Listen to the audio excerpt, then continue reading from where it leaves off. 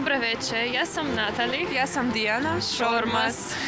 Naš tata je rođen u Srpskoj krajini u Hrvatskoj, u selu Kanjani, blizu Drniša. Preko 35 godina on je došao u Moskvu.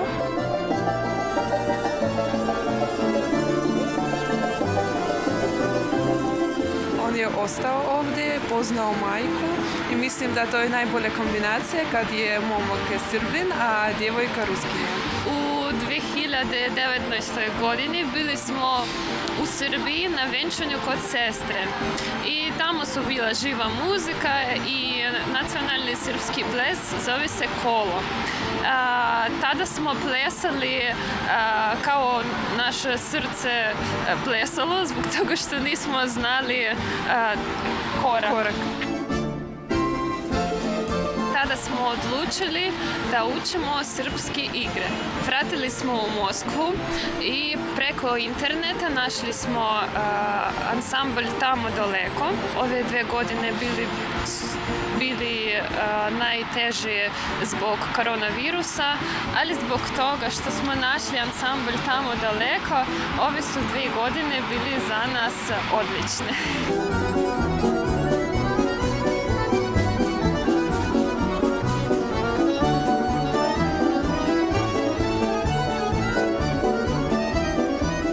Ja sam Renata Đikanović. Moj tata je iz Bosne, iz Republike Srpske. Rođen je u selu Krinica, pored grada Teslić. Zove se Radomir Đekanović i došao u 89. godini u Moskvu poslovno, kao i dosta drugih Srba u to vreme. Brzo se oženio i krajem 91. godine sam bila rođena ja, a nakon 3 godine i moja sestra Valentina. Od malena sam uvijek pevala srpske pesme, uglavnom zahvaljujući mojoj mami koja mi dosta toga naučila, pokazala. Inače, poreklom je Tatarka, ali je uvijek bila zainteresovana za srpsku kulturu, čak naučila srpski jezik.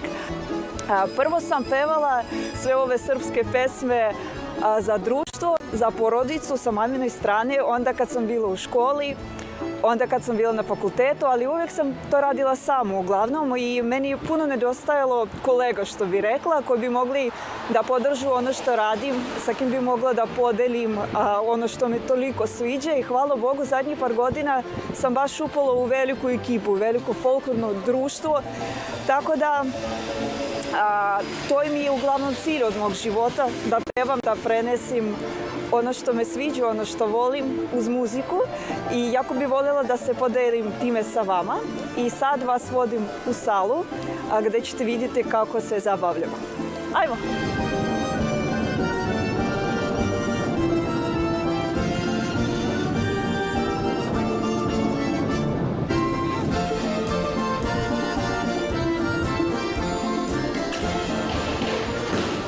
Dobrodošli u Tamo daleko Moskva.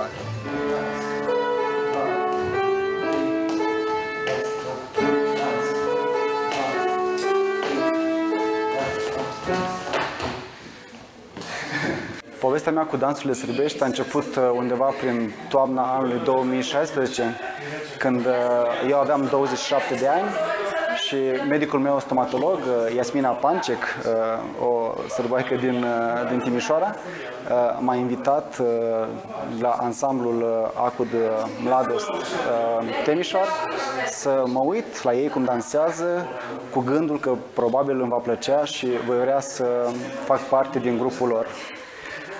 Am mers în vizită, a fost interesant, mi-a plăcut, m-a atras, doar că nu mă pricepeam deloc. Eram ca un trunchi de copac, nici măcar nu știam ce înseamnă trocorac.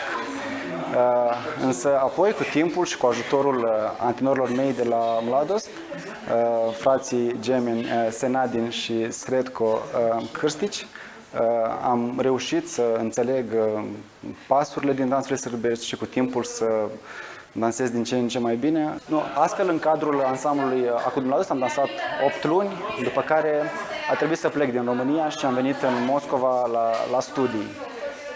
Bineînțeles, mi-am dorit foarte mult să continui cu dansurile sârbești și primul lucru pe care l-am făcut în primele 3 zile aici în Moscova a fost să merg la ambasada Serbiei și să întreb, să aflu dacă aici în Moscova există vreun grup de dansuri sârbești.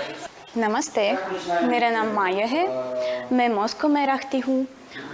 मेरे पिता भारत से हैं और मेरी माँ रूस से हैं। मुझे сербия का нритье बहुत пасанд है. И сейчас я перейду на русский и расскажу, как я вообще попала в сербские танцы. Я раньше немного занималась современными танцами, и они меня совершенно не зацепили, потому что там нет той энергии, которая присуща сербским танцам. Вообще кола – это такой танец, в котором ты чувствуешь такую уникальную дружественную энергетику. Вообще сербы – это очень открытые и душевные люди, с которыми хочется общаться и дружить.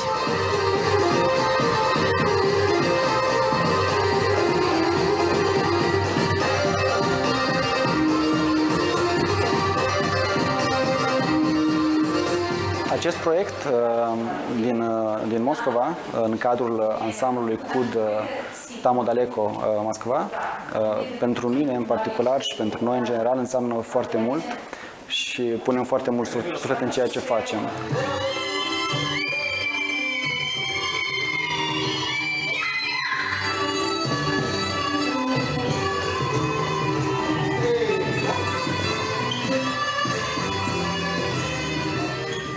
Αγαπώ τη Σερβία από μικρή, γιατί την Ιουγκοσλαβία αγαπούσαν οι γονείς μου. Ο πατέρας μου είναι Έλληνας και η μητέρα μου είναι Ρωσίδα. Φυσικά την αρχή μου άρεσε να ακούω σερβικά τραγούδια. Μετά ερωτεύτηκα τον σερβικό κινηματογράφο. Μου αρέσουν πολύ οι ταινίες του Εμίρ Κουστούριца. Pieno στις συννεφλίες του και στις συννεφλίες του Γκόραν Μπρέγκοβιτς. Έχω επισκεφθεί τη Σερβία, δεν ήταν στη Σερβική Δημοκρατία, αλλά θέλω πολύ να πάω στη Σερβική Δημοκρατία και έχω πολλούς φίλους Σέρβους. Τους αγαπώ για το κοινό βαλκανικό πνεύμα, την Ορθοδοξία και τον πολιτισμό. Τώρα πηγαίνω στους σερβικούς χορούς για να γνωρίσω τους Σέρβους, ακόμα περισσότερα για να почувствую στο сервико пневмо. Я Сазова Александра, я сам из Руси. Я танцую сербские танцы уже 5 лет. Мое знакомство с сербами началось еще 6 лет назад, когда я поехала со своим народным коллективом на международный фестиваль в Италию.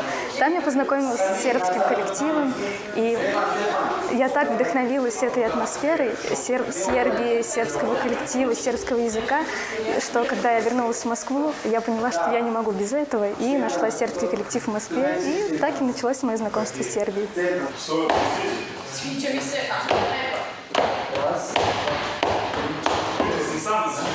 Mă bucur foarte mult să văd că prin acest proiect al nostru unim oameni, unim suflete care iubesc această cultură și prin munca pe care o depunem contribuim la crearea unui mic loc în acest univers al culturii sârbești în care oamenii se simt aproape, se simt ca acasă, cunosc oameni noi și pot să socializeze într-un mod foarte plăcut.